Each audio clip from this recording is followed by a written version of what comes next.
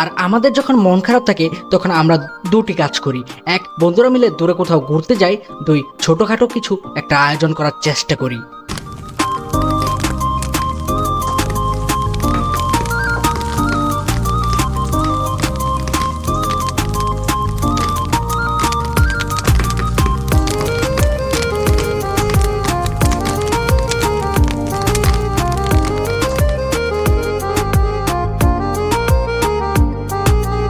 খাবারের রংটা দেখতে যেমনই হোক না কেন, কিন্তু খাবারটা খেতে খুবই সুস্বাদু হয়ে থাকে, কারণ বন্ধুরা মিলে একসাথে কাজ করা হয়।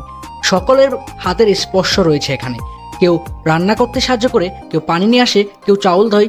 বিভিন্ন কাজে বিভিন্ন জন বিভিন্নভাবে সাহায্য করে থাকে, তাই খাবারটি খেতে খুবই সুস্বাদু হয়ে থাকে। দেখতে দেখতে রান্না করা শেষ, আর এখন হচ্ছে খাওয়ার পালা।